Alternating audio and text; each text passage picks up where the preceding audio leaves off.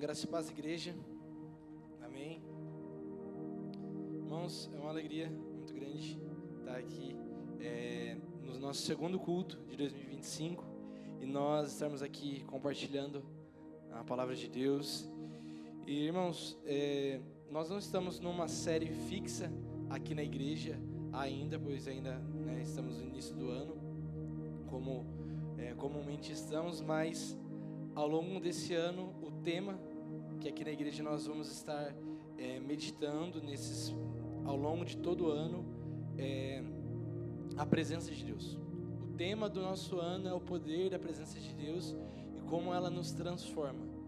E mediante a isso, eu quero dar continuidade àquilo que tem sido falado. Foi falado no culto da virada, foi falado na semana passada sobre seguir a nuvem da presença de Deus e ser a presença de Deus aquilo que nos move e enruma aquilo que nós conhecemos como jornada cristã.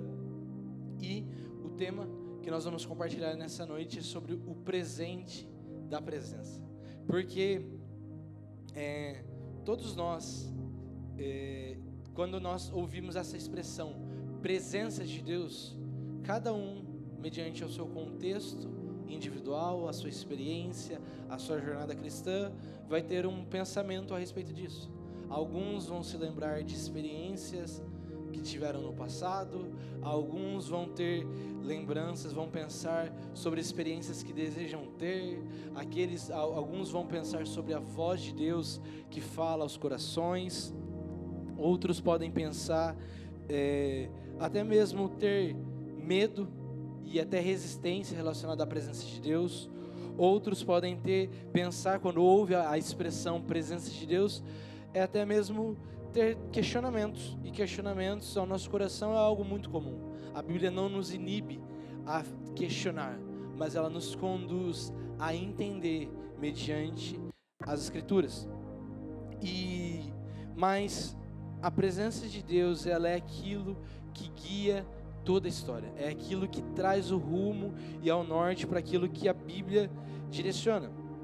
E se a gente for parar para pensar, a presença de Deus da forma mais básica é estar diante de Deus. É a mesma coisa de você estar na presença de uma autoridade, você estar na presença, se por exemplo vem algum líder de alguma prefeitura na nossa cidade, nós estamos na presença de um prefeito, nós estamos na presença de um governador. Se por acaso algum político vier aqui, nós estamos na presença de uma autoridade. Então é estar na presença de alguém, é estar na presença de uma pessoa, é basicamente estar diante de alguém. O próprio dicionário vai trazer como definição a percepção ou a consciência de estar diante de algo ou alguém. Então, aquilo que nós vamos compartilhar nessa noite é sobre por que estar diante da presença e entender que a presença de Deus, ela vai muito além de uma experiência, vai muito além de uma voz, vai muito além de um pensamento. A presença de Deus, ela é aquilo que traz um norte, e é por isso que ela é um presente. Ela é o presente que Deus nos dá para todos os dias. É o presente que se chama hoje, que nós podemos ter na presença de Deus. E eu quero te convidar a você abrir a sua Bíblia em Gênesis 3. Gênesis capítulo 3, no verso 8.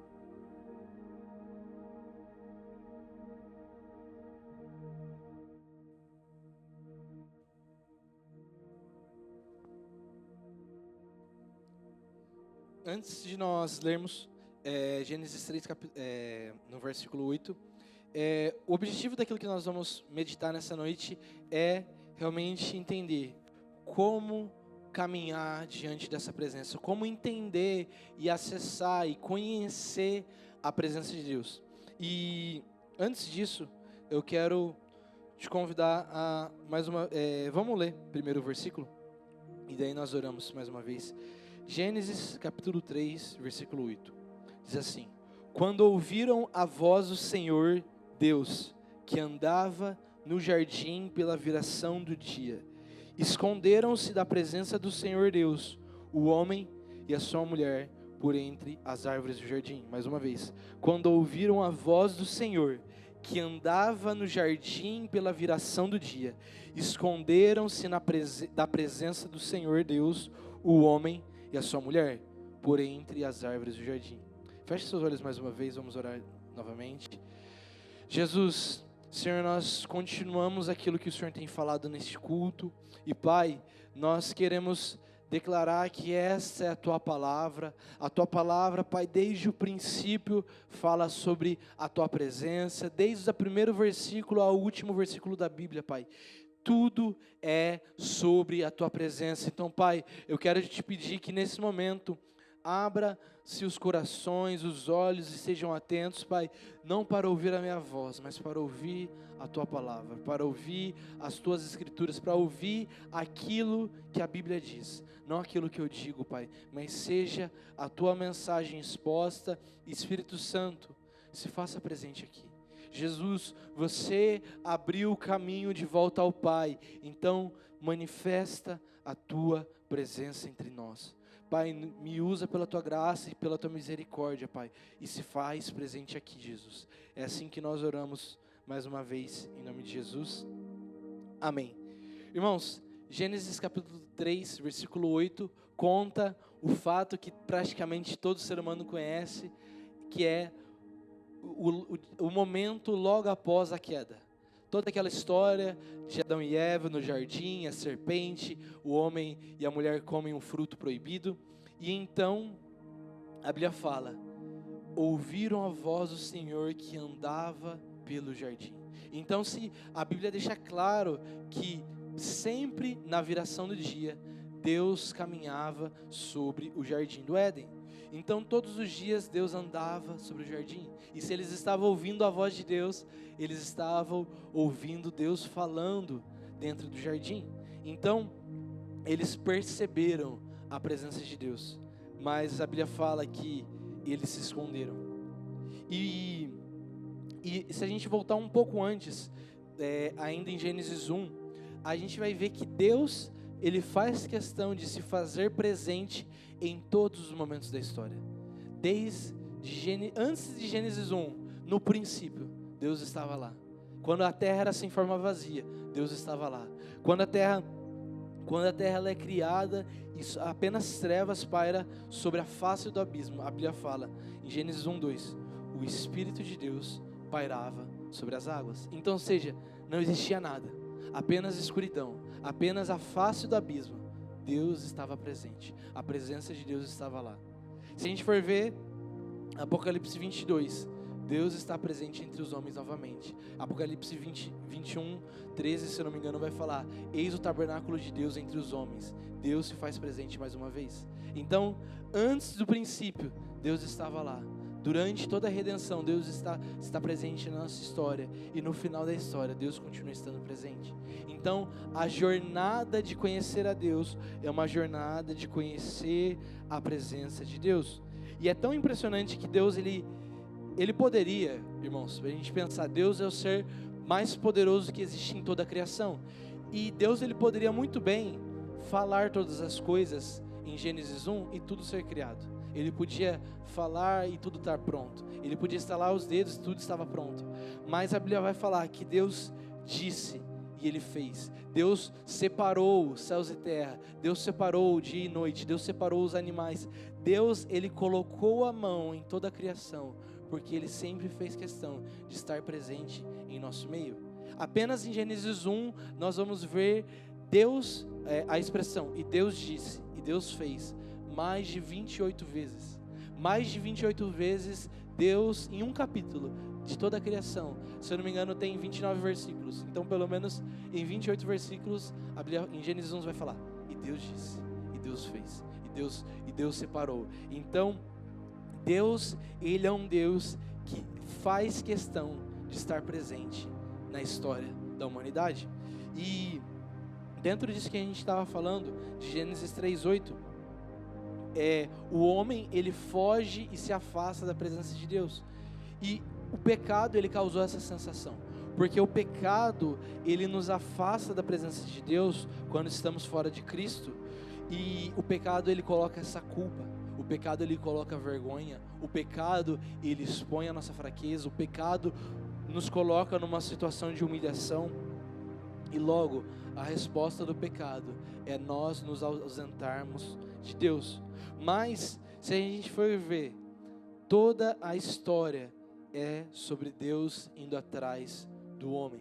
A gente vai ver em Gênesis 3, o homem peca. Em Gênesis 3:8, Deus desce na terra, começa a caminhar entre o jardim, e ele começa, e o homem e a mulher se escondem da sua presença. Essa é a primeira vez que aparece a palavra presença de Deus na Bíblia, mas Gênesis 3:9 revela qual é realmente o desejo de Deus. Deus, ele não desce na terra para dar uma bronca, ou para descer juízo sobre Adão e Eva. Deus desce na terra, e a primeira frase que Deus fala, mesmo sabendo do pecado, é: onde está você? A primeira pergunta que Deus faz quando ele fala com Adão e Eva depois do pecado é: onde está você? Porque eles estavam fugindo. E a gente vai ver que a história da humanidade se resume nisso: é Deus indo atrás de um povo que peca, se esconde, e Deus vai e resgata esse povo. A história da Bíblia inteira se resume nisso. Eu vou citar rapidamente algumas situações. Em Noé, Deus vai atrás de um homem que está numa terra de juízo, e Deus busca a família de Noé. Abraão, Isaac e Jacó, Deus encontra uma família e separa para ser seu povo. Moisés, Deus vai ao encontro de Moisés e separa um povo que tira de escravidão do Egito e leva eles para a terra de Canaã. Josué, Deus conduz o povo de Israel a conquistar a terra de Canaã, a terra de Israel, mesmo em meio às fraquezas daquela nação. Davi, Deus levanta um rei que coloca a sua presença no centro do seu governo. Davi, no seu primeiro dia de governo, o primeiro mandato de Davi é: vamos buscar a arca da presença. A primeira coisa que Davi podia ter feito era um exército, era um palácio, era uma festa, era perseguir seus inimigos. Não, vamos trazer a presença de Deus para o centro da nossa nação. Salomão, Deus capacita um homem com alta sabedoria e influência, e nações de toda a terra querem conhecer o Deus de Salomão. Eles veem os grandes feitos do templo de Salomão, mas toda a glória era devida a Deus, porque quem capacitava a Salomão de toda aquela riqueza era Deus. Após o exílio, Deus levanta tantos homens para reconstruir o templo, como Esdras, Ageu, para falar sobre a reconstrução do templo, Neemias. Em Jesus, Deus entra na história através de Jesus, e Deus se faz presente para trazer salvação ao seu povo. Em Atos dos Apóstolos, Deus faz com que a mensagem do Evangelho corra a toda a nação e todas as línguas conheçam ao Senhor. Deus se fazendo presente na história e alcançando os povos perdidos. E a conclusão da história, Apocalipse 21:3 eis o tabernáculo de Deus com os homens, e Deus habitará com eles. Eles serão povos de Deus, e Deus estará com eles. E no verso 23 fala: a cidade não precisa nem de sol, nem de lua, pois a glória de Deus ilumina ela. Então eu fiz aqui uma sequência direta falando, em toda a história, é Deus indo atrás de um povo fraco e oprimido, resgatando e conduzindo eles de volta à presença. Irmãos, toda a história é essa. E a mesma coisa na nossa história.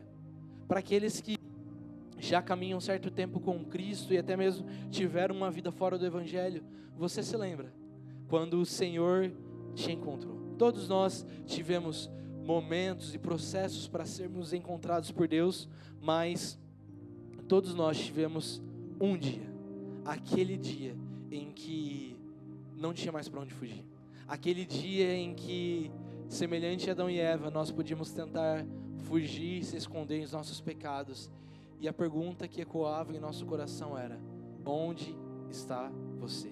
Deus, ele fez essa pergunta, e Adão e Eva, e eles depois foram falar ao Senhor. Mas todos nós que um dia fomos encontrados, a nossa resposta não foi fugir. Porque, irmãos, o pecado, ele pode tentar te fazer fugir. ele pode fazer você fugir, ter vergonha e falar, não, eu não quero estar diante de Deus porque eu não sou digno. Irmãos, mesmo que você não esteja pecando, você continua não sendo digno. Ah, mas eu sou uma pessoa justa, mas continua existindo maldade no seu coração. Então ninguém aqui, ninguém no céu nem na terra é digno de estar diante de Deus. Deus é perfeito, nós somos imperfeitos. Mas a única solução que nós temos é Deus. A única solução que existe para o pecado não é fugir. A única solução que existe para o pecado é ir para Deus. Porque mesmo em pecado, Deus continua sendo a solução do pecado. Mesmo em fraqueza, Deus continua sendo a solução da nossa fraqueza. O apóstolo Paulo fala em 2 Coríntios que quando eu sou fraco, é então que eu sou forte, mediante a graça de Deus. Não é na nossa força, é a presença de Deus entre nós. Irmãos, aqui nesse primeiro ponto que nós lemos em Gênesis 3, o que o texto enfatiza para nós é o Deus que se faz presente. Em toda a história nós vemos Deus estando presente. Deus estava lá. Deus estava no princípio, antes do tempo. A Bíblia fala, nas eras e eras que estão por vir, Deus estava presente. Então, Deus se faz presente. E é interessante a gente pensar que essa palavra, presença do Senhor, nesse texto, no original, significa estar diante de, estar na face de Deus, estar diante de Deus. E outras versões vão dizer que essa mesma palavra é estar olhando na face de Deus. Então, Adão e Eva, quando eles fugiram de Deus, eles estavam virando-se da face de Deus, eles estavam virando as suas costas com medo e vergonha de Deus. Mas Deus não é um Deus que quer te ver fugindo dele. Deus é um Deus que Ele te chama de volta, Ele chama todos nós, todos os dias. Onde está você? Então, a ênfase desse texto é: nós precisamos saber que Deus está presente na história e Ele nos convida a voltar os nossos olhos para Ele. Toda a história, irmãos, toda essa história que a gente vê desde Gênesis 1 nos conduziu ao dia de hoje. Se nós estamos aqui domingo, dia 12 de janeiro de 2025, é porque um dia Deus permitiu, é porque um dia Deus sonhou com isso e Deus, Ele está comunicando para a gente: existe um caminho que foi aberto por Jesus. Irmãos, o pecado, ele cria sim uma barreira entre nós e Deus, mas Jesus quebrou essa barreira. Jesus, por meio do sangue, Ele abriu esse caminho, e esse caminho, ele está disponível, a porta está aberta, e a pergunta que Deus continua fazendo é: onde está você? O que nós fazemos? O que você faria se Jesus estivesse na sua porta? Você abriria para Ele entrar? Você deixaria Ele bem-vindo? Ou você talvez iria querer preparar tudo para receber Ele? Irmãos, o convite de Jesus é: venham aqueles que estão cansados, venham aqueles que estão oprimidos, venham aqueles que estão sobrecarregados, venham os enfermos, venham todos, mas venham e vejam o Filho de Deus. Então, Deus está presente na história, amém? Então, quando nós entendemos que Deus, Ele está presente na história, nós precisamos entender o que nós fazemos com essa presença. Tá, eu entendi que Deus, Ele é real e Ele está presente em toda a história, mas existe uma resposta. Abre sua Bíblia comigo em Mateus capítulo 22, no verso 36.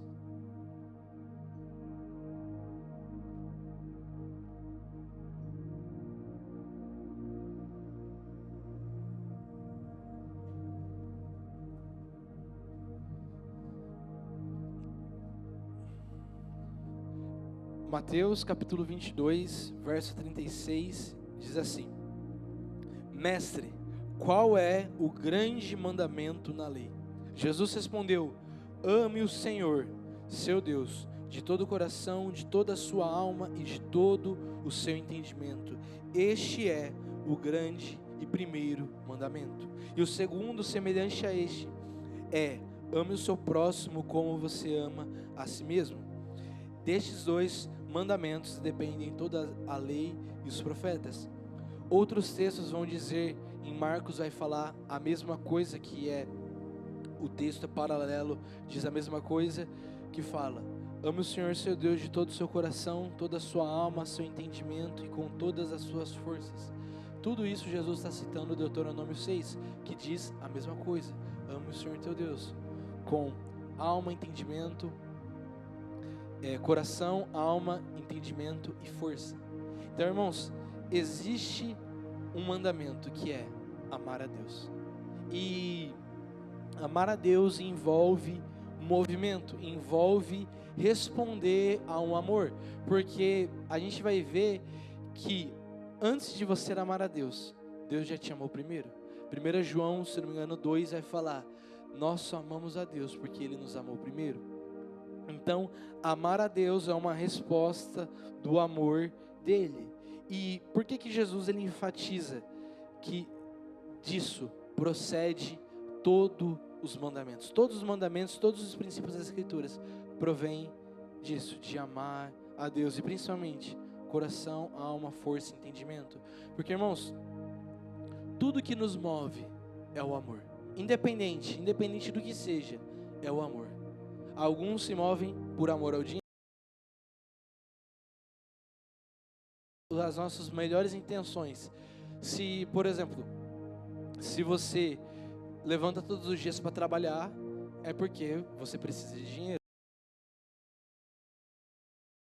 os boletos que você tem, mas você ama aquilo que te proporciona. Você ama a segurança da sua casa, a comida na sua mesa, você ama a proteção que você tem no seu lar, você ama suas roupas, você ama os seus bens. Então, o que te faz levantar pela manhã não são as contas, mas é o amor às coisas que te movem.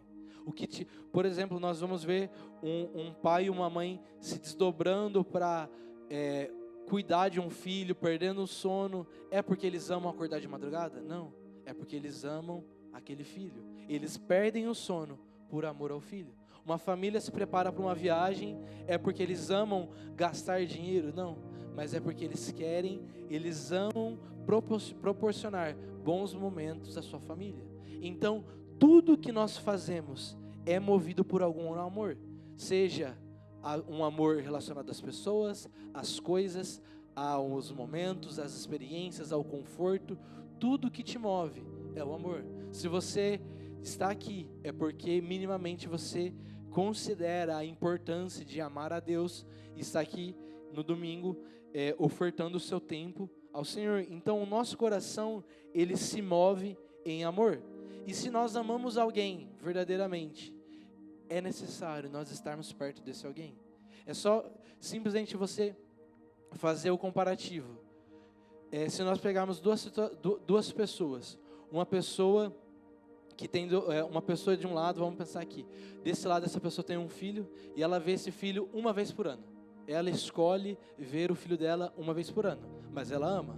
Ela proporciona conforto, proteção, dinheiro. E desse outro lado, essa mesma pessoa, ela se move para ver o seu filho, mesmo que em dificuldade, todos os dias. Quem ama mais? Aquele que busca estar pouco ou aquele que busca estar mais? É aquele que busca estar mais. Independente que essa pessoa proporciona uma vida melhor. Porque não é sobre proporcionar coisas boas, mas é sobre estar presente. É sobre estar presente na vida de alguém. Porque nada substitui a presença de alguém. Você pode ter foto, você pode ter vídeo, hoje em dia você consegue falar com uma pessoa pelo celular em outro país, você consegue conversar com uma pessoa, você consegue até ouvir a respiração dela, mas não substitui a presença. Não substitui o olho no olho, não substitui a de você poder dar um abraço em alguém. Irmãos, é a mesma coisa com Jesus. Nada substitui a estar diante dele. Porque é necessário que Jesus deixou: amem a Deus, este é o mandamento. Aí João 15 vai falar: se você ama a Deus, obedeça os seus mandamentos. O mandamento é amar a Deus. E para obedecer, eu preciso amar. Se eu amo, eu obedeço. Então, toda a Bíblia aponta a nossa vida para um lugar: estar com Deus. Eu amo a Deus, então logo eu estou com Ele. Se eu amo a Deus e estou com Ele, logo eu obedeço as palavras dEle. Então, é um ciclo de se envolver com a pessoa de Deus. É sobre entender que Deus merece todo o nosso amor. Deus não merece, irmãos, 99% do nosso coração. Deus merece tudo. Deus merece o nosso coração por inteiro. E um texto que vai deixar muito claro isso. Abre comigo Efésios capítulo 3, versículo 17.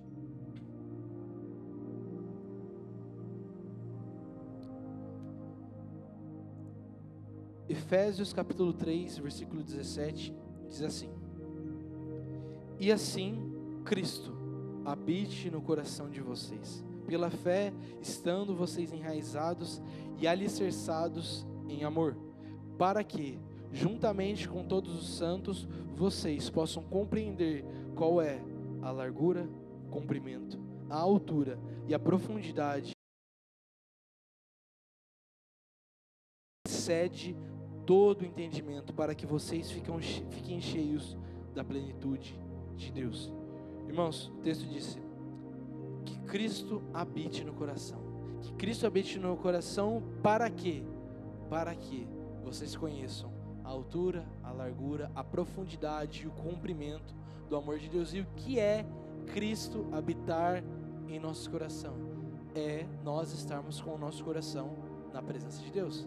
Cristo habitar em nós não é apenas uma certeza, mas Cristo habitar em nós é nós estarmos juntos com a presença de Deus, é nós estarmos unidos na presença de Deus. Então, Cristo, o conselho de Paulo à igreja de Éfeso é que Cristo habite em vocês, que a presença de Deus esteja em vocês.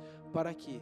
Para compreender o amor de Deus. Então, irmãos, se você quer compreender o amor de Deus por você, se você quer compreender o amor de Deus por sua família, se você quer entender o quanto Deus te ama, é preciso de uma coisa: é estar na presença de Deus.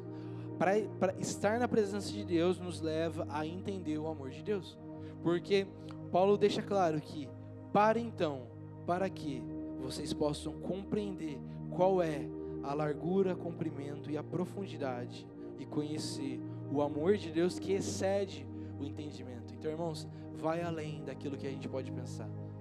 Nós amamos nossa família, mas ainda é pouco comparado ao amor de Deus. Você pode amar qualquer coisa, mas eu tenho a certeza, você pode amar com todo o seu coração, com tudo, mas o seu amor ainda é pequeno comparado ao tamanho do amor de Deus por você.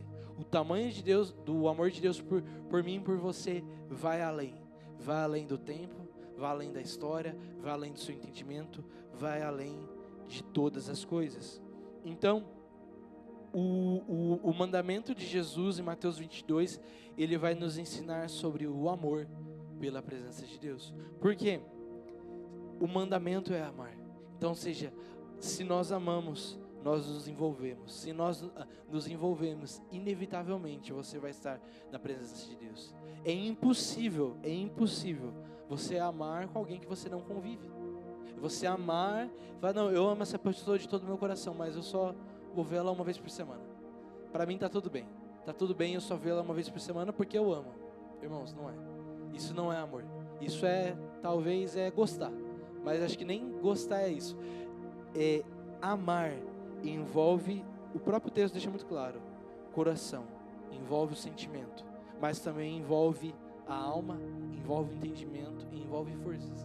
Irmão, amar a Deus talvez possa te custar algumas pessoas não gostarem tanto de você, porque talvez elas têm preconceito com o Evangelho, e está tudo bem, porque Deus merece talvez nós passarmos uma vergonha.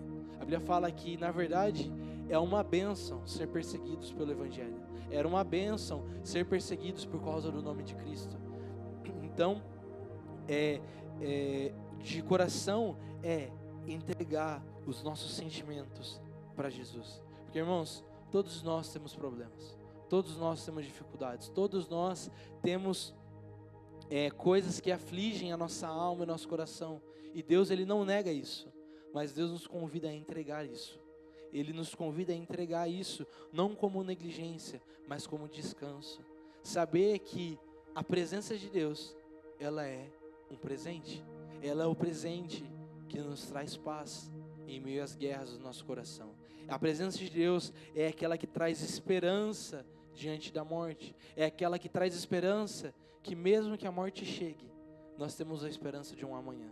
Mesmo que a morte, ela bata e infelizmente nós percamos alguém, a esperança continua sendo real, porque nós temos a presença de Deus para nos trazer consolo e paz. É a presença de Deus que nos traz alegria, em momentos de festa e de celebração. É a presença de Deus que flui a verdadeira alegria. Então, o mandamento de Jesus é um convite ao amor, à presença de Deus. O primeiro ponto que nós vimos foi o Deus que se faz presente na história.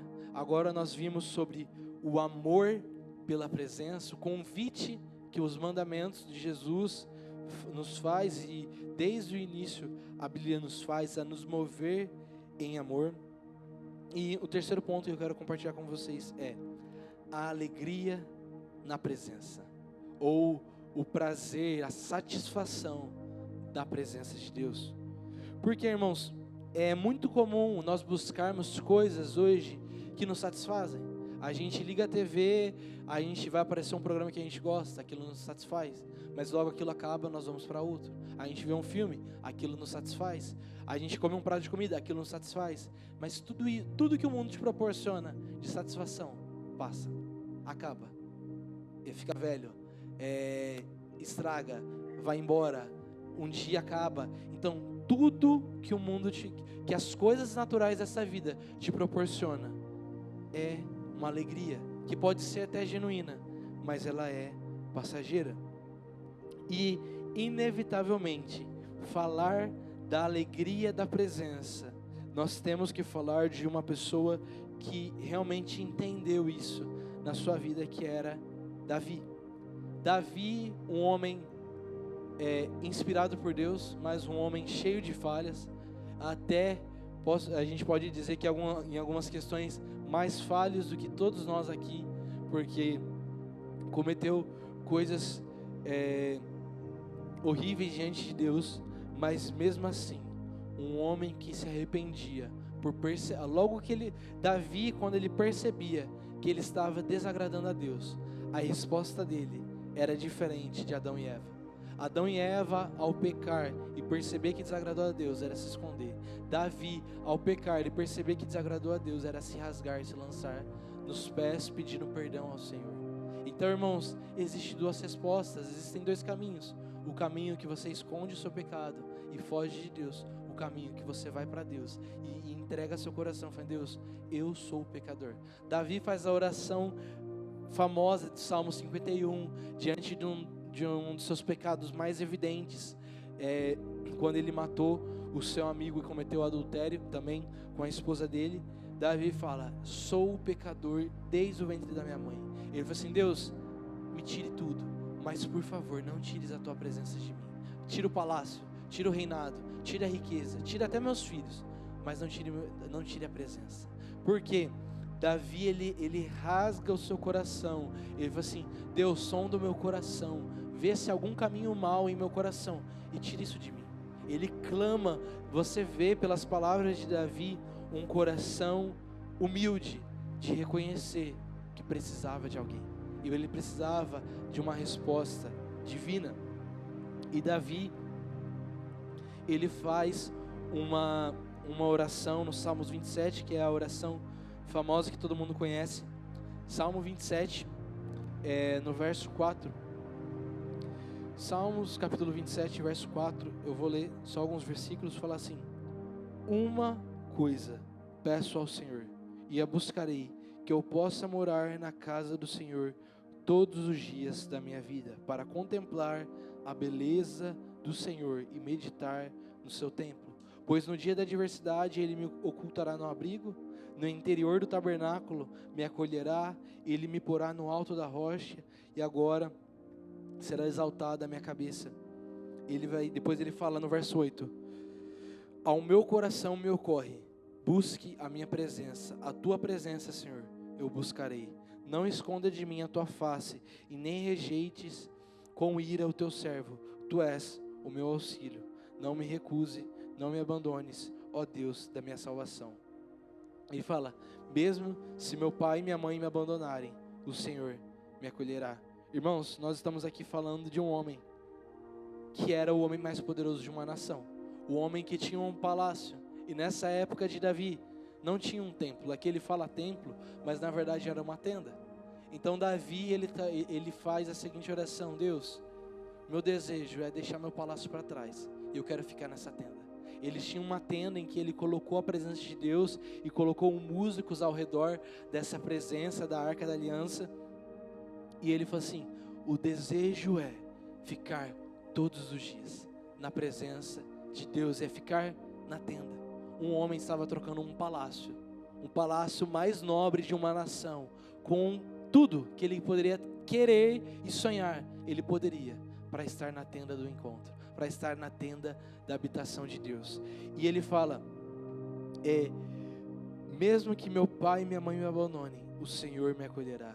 Então, mesmo, irmãos, nas dificuldades e nas adversidades da nossa vida, Deus continua sendo o nosso abrigo. Ele fala: pois no dia da adversidade, Ele me ocultará, Ele me esconderá na tua presença, no interior do tabernáculo Ele me acolherá. Então, irmãos, no dia mau, e 2025 está começando, nós temos ainda mais de 300 dias pela frente, mais de 350 dias pela frente. Irmãos, vai ter adversidade. Isso é inevitável, a nossa vida é inevitável. Jesus falou que nós teríamos dias difíceis, mas também Jesus falou que nós teríamos dias bons. Mas a garantia que nós temos é: no dia da adversidade, Ele vai nos esconder na sua presença. Ele vai nos esconder, a Bíblia fala, Ele vai nos ocultará no abrigo e nos acolherá na tua presença. Então, irmãos, existe descanso para as noites mal dormidas com insônia, existe descanso para aqueles que têm crise de pânico, existe descanso para aqueles que têm ansiedade, existe descanso, mas não é nas coisas, não é em lugares, é em alguém. Mas não é em alguém que está do seu lado, mas é alguém que é eterno, é alguém que está a apenas uma oração de distância de nós. Nós estamos a uma oração de estarmos na presença de Deus. Irmãos, é apenas um abrir e fechar de olhos, nós podemos ser escondidos no coração de Deus. Mesmo Davi vai escrever para a gente, Salmo 63, eu vou ler apenas 2 versículos. Tu és o meu Deus e eu te busco, ansiosamente a minha alma tem sede de ti, o meu corpo te almeja como uma terra seca sem água. Eu quero te ver no santuário para contemplar a força da tua glória, porque a tua graça é melhor do que a vida, e os meus lábios te louvam. Salmo 27:14 diz: espere no Senhor, seja forte, coragem, espere no Senhor. Salmo 16:11, tu me farás conhecer a vereda da justiça, e na tua presença há plenitude de alegria. Salmos 21:6, pois coloca para sempre como uma bênção, e os enches da alegria da tua presença. Então, irmãos, existe uma alegria de estar na presença de Deus, porque somente na presença, se nós estivermos tristes e abatidos, o texto deixou claro, no dia mau, Ele nos acolhe, Ele nos traz abrigo. Mas aqui Ele fala, Ele nos faz conhecer a vereda da vida e nos leva à plenitude de alegria. Então, irmãos, a verdadeira alegria é aquela que vem do coração de Deus, porque Deus nos faz olhar para um mundo talvez com muitas dificuldades e com muitas incertezas que nós temos, e Deus nos leva a ter alegria no dia bom e no dia mau. Deus nos convida a sermos fiéis às tuas palavras nas Escrituras. E Então nós vemos esses textos que nós lemos dos Salmos, que ele fala sobre essa alegria da presença. O primeiro ponto que nós vimos foi sobre Deus se faz presente na história. Segundo ponto foi o amor pela presença de Deus. E terceiro ponto foi a alegria pela presença, a alegria e a satisfação na presença. E a gente vai ver, antes da gente ir para o próximo ponto, uma coisa que eu queria ainda falar sobre a alegria da presença. A gente vai ver, irmãos, muitas vezes ao longo da história das Escrituras, homens de Deus que alcançaram essa plenitude, alcançaram essa alegria e por alguma coisa se desviaram, seja por poder, influência, ganância, qualquer coisa, desviaram seu coração e logo eles perceberam que era impossível viver uma vida neste mundo longe de Deus. Davi, mesmo em meio às suas idas e vindas, uma das orações mais famosas dele, e é uma das últimas que temos registrado de Davi, já no final da sua vida, é o que é conhecido como o voto de Davi, que é o Salmo 132. Davi, ele fala: eu não darei descanso. Já a gente está falando de um homem já de idade, no final da sua vida, falando: eu não vou dar descanso aos meus olhos, ao meu corpo, enquanto eu não construir e preparar um lugar mais belo para Deus. Enquanto Deus não for o centro de todas as coisas, eu não quero descansar. Ele fala: não darei descanso às minhas pálpebras, se Deus não for o centro da minha vida. Eu não darei descanso ao meu coração, eu vou me mover, porque Deus é digno de ser o centro de tudo. Nós estamos falando de um homem que teve altos e baixos, mas terminou com alegria nos olhos, na presença. E, irmãos, o último ponto que eu quero compartilhar é a fidelidade na presença. Por quê? Nós ouvimos sobre a presença que é real e está ao longo de toda a história. Nós falamos a história inteira da Bíblia, Deus estava lá. Nós falamos sobre esse amor e esse mandamento de Jesus que nos leva a uma vida de obedecer ao Evangelho, nos levar à salvação, que nos leva inevitavelmente a uma vida de obediência, que nos leva a uma vida de amor ao Senhor, nos leva a essa plenitude de alegria na presença. Mas qual que é a grande questão, que é a mesma de Davi, que é a mesma de todos os homens de Deus? Permanecer fiel na presença. Porque, irmãos, no dia que está tudo maravilhoso, é ótimo nós gastarmos um tempo para orar, agradecer por aquilo que Deus fez, por aquilo que Ele não fez. Mas, irmãos, é difícil. Nós, quando o dia está cinza, quando o dia você acorda dando errado, você acorda perdendo horário, você acorda o pneu do carro está furado, você se atrasa, tem um problema no trabalho, é nesse dia que o nosso coração é provado no fogo, sabendo aqueles que são fiéis e aqueles que não, aqueles que permanecem na presença, aqueles que fecham a porta da presença de Deus no coração. Porque é ótimo começar bem, é ótimo construir uma bela jornada, mas infelizmente muitos no final da jornada decaem da presença de Deus. Irmãos, infelizmente Deus, Ele não conta a nossa salvação baseado naquilo que a gente fez no passado e no futuro. Deus conta com o hoje, Deus conta com agora, Deus conta com o nosso coração hoje. A nossa salvação, ela não está atrelada àquilo que nós fizemos no passado. A salvação está atrelada como está o meu coração hoje diante de Deus. Então, é sobre permanecer fiel. E eu quero te convidar você a abrir o nosso último texto que nós vamos ler juntos, em Apocalipse 2. Nós vamos falar sobre a carta à igreja de Éfeso.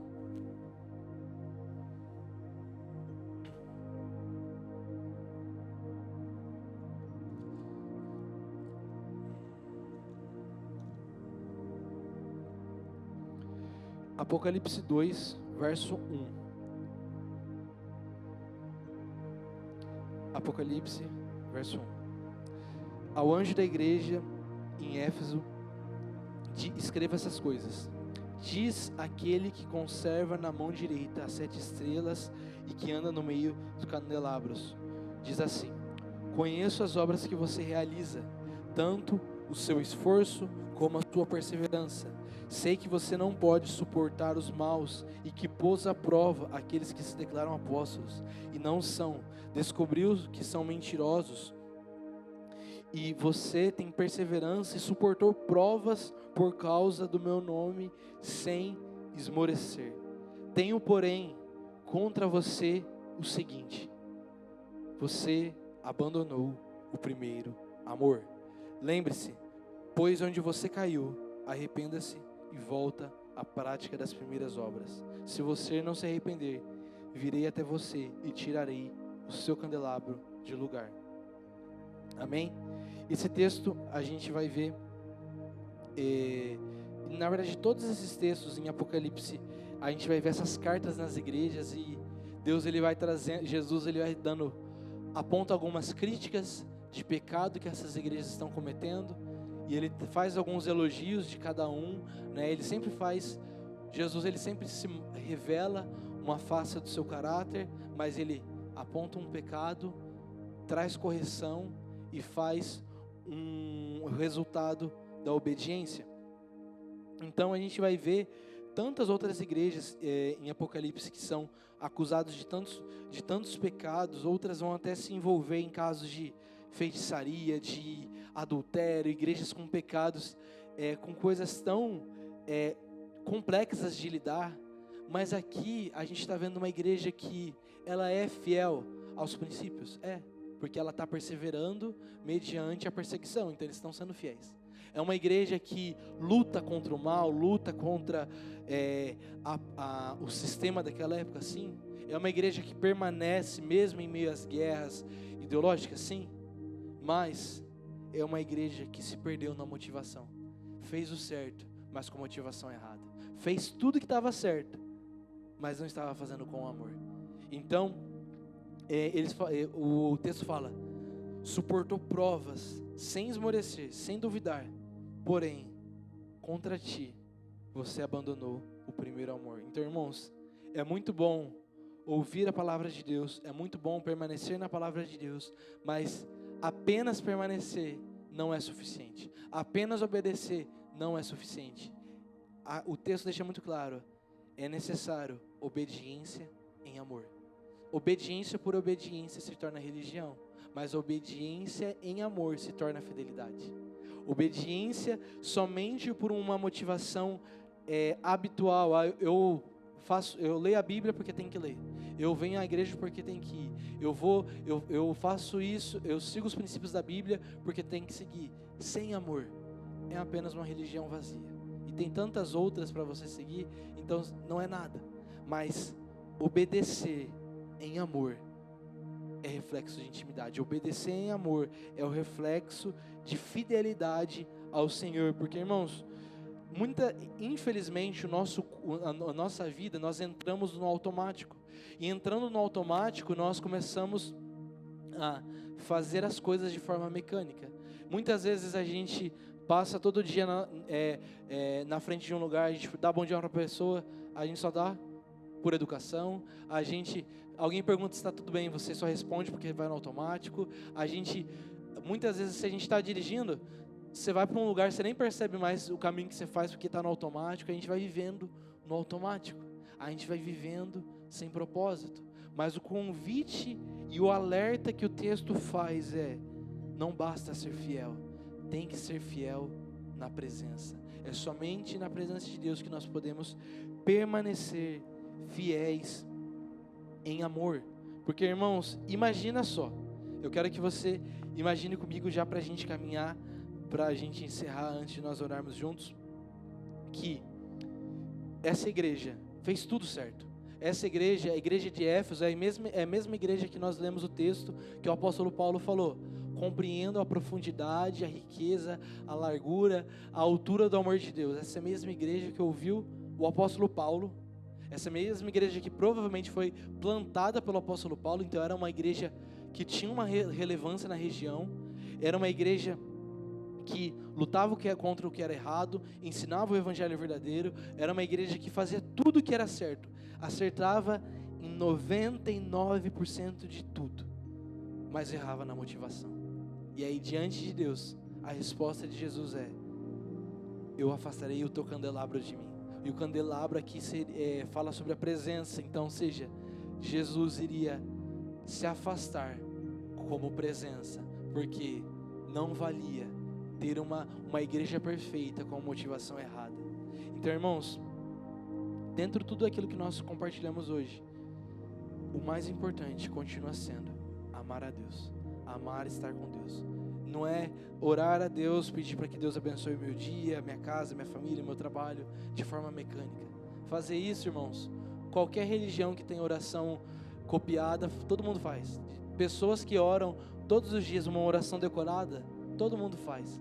Mas fazer uma oração de amizade, de relacionamento, de intimidade, de fidelidade, exige o nosso tempo, exige o nosso coração.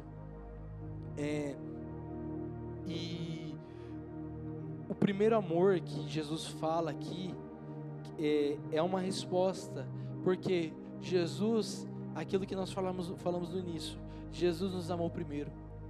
Então, quando Ele nos convida a voltar a esse primeiro amor, quem amou primeiro? Ele. Então, quando nós voltamos ao primeiro amor, é eu me lembrar que o amor que eu tenho por Deus não é sobre o que eu faço, mas é eu me lembrar que Deus me amou antes da fundação do mundo. É eu me lembrar que Deus me amou, e por causa que eu sou tão amado, eu vou amá-lo de volta. Eu vou responder a esse amor. Então, Jesus, Ele luta e Ele estabelece o seu amor primeiro, porque Jesus amou primeiro. Então a nossa resposta, tudo que a gente fizer é pequeno comparado àquilo que Jesus já fez por nós. Então,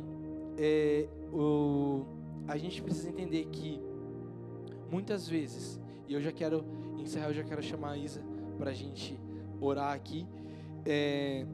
Muitas vezes, irmãos, e a gente vai poder estar nesse ano agitado, corrido, movimentado, preocupado, aflito, até mesmo com sonhos incríveis, projetos incríveis, sonhos que vêm do coração de Deus. Mas, irmãos, tudo isso pode passar, pode acabar, projeto vai e vem, ideias vão e vêm, mas quem nos sustenta é Deus. Quem nos sustenta no dia bom e no dia mau continua sendo Deus. A gente vai ler em Apocalipse 3, se eu não me engano, a igreja de Filadélfia. A igreja de Filadélfia, com diversas situações, Jesus fala, a igreja de Laodiceia, Jesus fala para essa igreja, eis que estou à porta e bato. Aquele que abrir, então eu entrarei e cearei com ele. Então, irmãos, Jesus fez uma pergunta em Apocalipse 3, ele bate a porta e pergunta se pode entrar. Gênesis 3:18, Gênesis 3:19, Deus faz a mesma pergunta a Adão e Eva.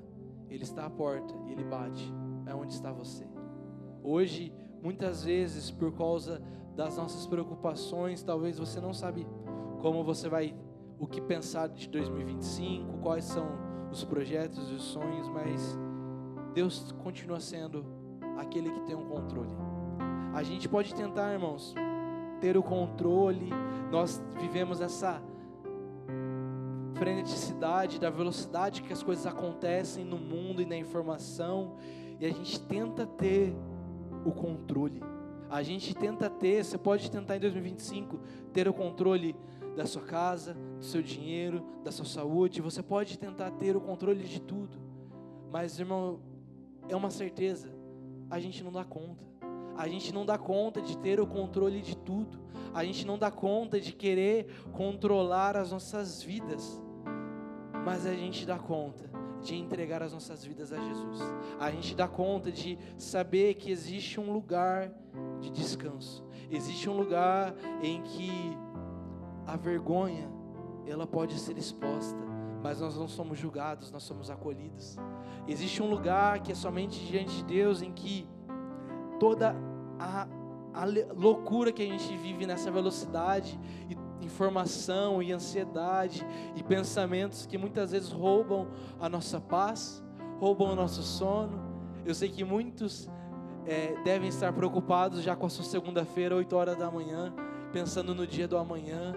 Mas irmãos, quem cuida da minha segunda, da minha terça, da minha quarta, é Jesus. Eu sei que pode dar errado, mas Jesus vai estar comigo. Eu posso estar na tempestade, como em Marcos 5 vai falar, com os discípulos, eles estavam na tempestade, estava tudo por água abaixo, mas Jesus estava no barco, irmãos, e eles podiam descansar. Jesus, ele, na tempestade, ele dormia no barco. Jesus, ele é aquele que traz paz às tempestades da nossa vida. E 2025 eu não sei como começou para cada um de nós, para cada um de vocês, mas o convite que eu quero te fazer é: existe um lugar onde Deus está, e não é sobre este lugar, não é sobre esse templo, não é sobre essa parede, não é sobre essa igreja domingo às 8 horas da noite, é sobre um lugar no nosso coração, é sobre espaço para Deus. E eu quero te convidar a você nessa hora fechar os seus olhos enquanto nós ministramos essa canção e te pensar que existe um lugar em que Deus gosta de estar.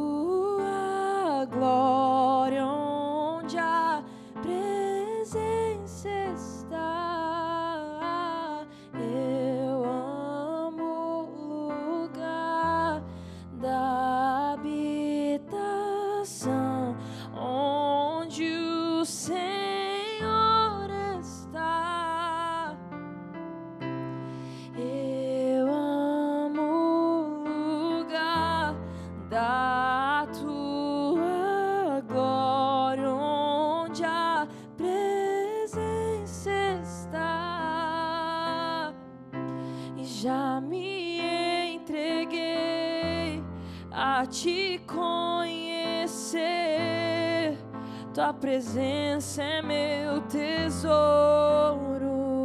Jesus. Sei que há em ti um lugar pra mim, na mesa do banquete. Eu já me entreguei a te conhecer, tua presença é meu tesouro.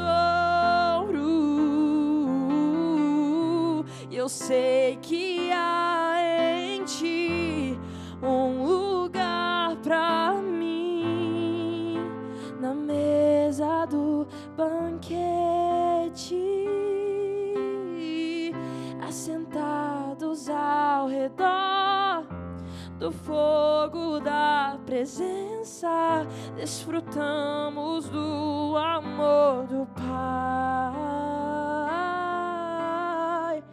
Assentados ao redor do fogo da presença, desfrutamos do amor do Pai.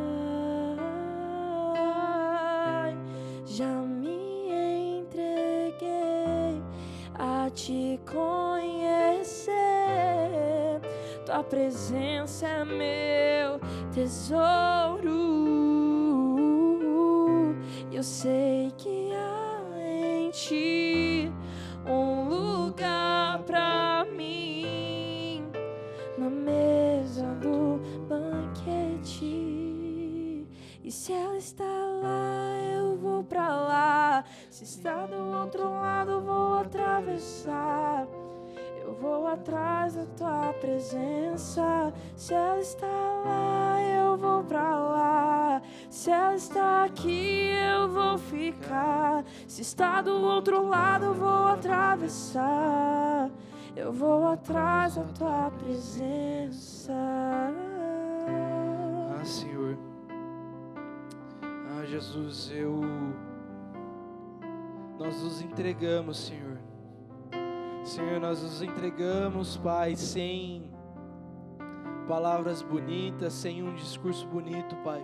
Nós nos entregamos de coração, Pai. Senhor, eu oro por cada irmão neste lugar. Senhor, eu oro pelas nossas mentes, Pai.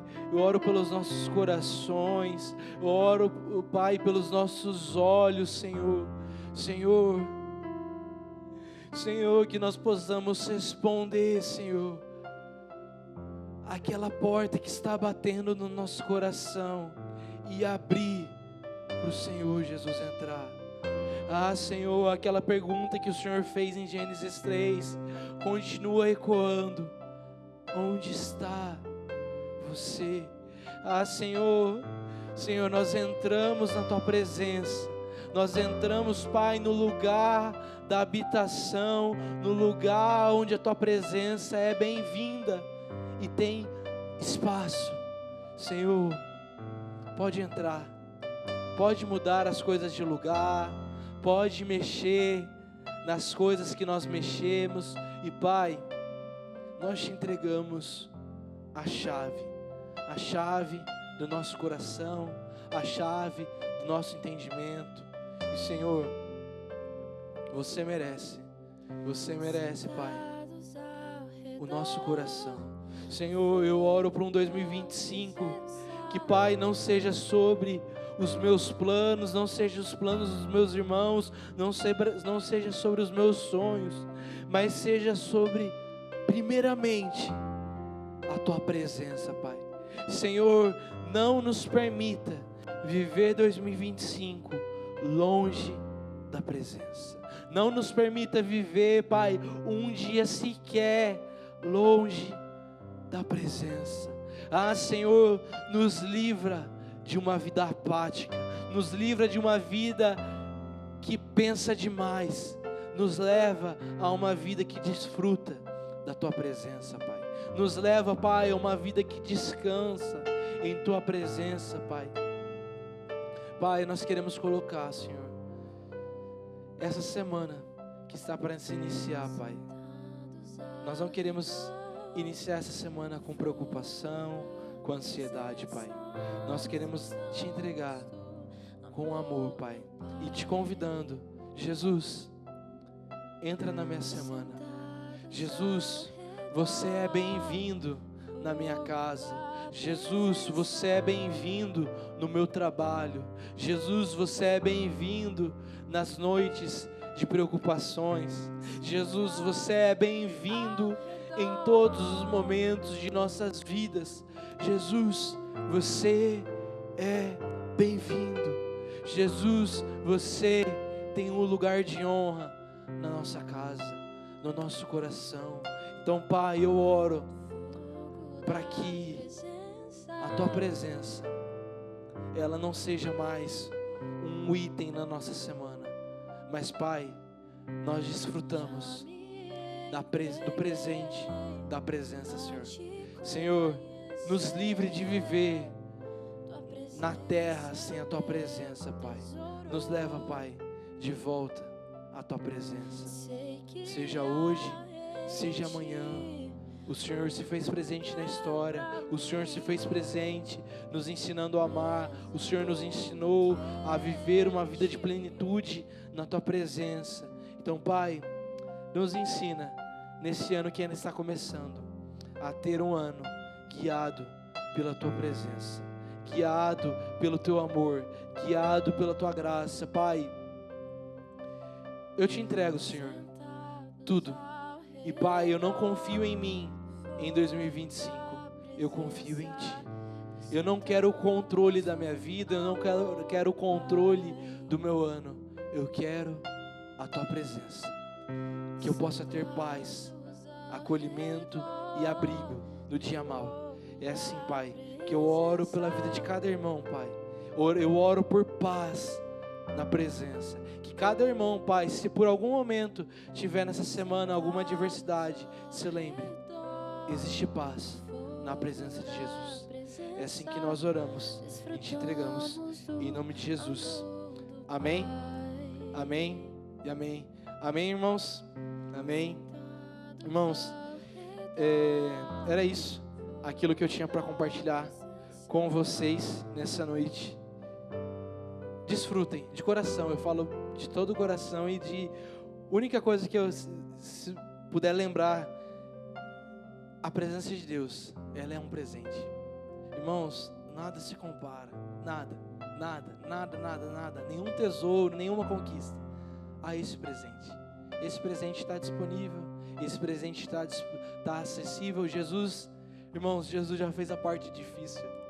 O nosso papel é só seguir os caminhos de Jesus. Então, desfruta desse presente, porque independente do que acontecer na sua semana que está por vir, Jesus está com você. Talvez é você que não perceba. E eu falo que algo que eu gosto de sempre lembrar: abrir e fechar os olhos, nós estamos falando com Deus. Ao abrir e fechar os nossos olhos, nós estamos falando com o trono de Deus. Amém? E eu quero te convidar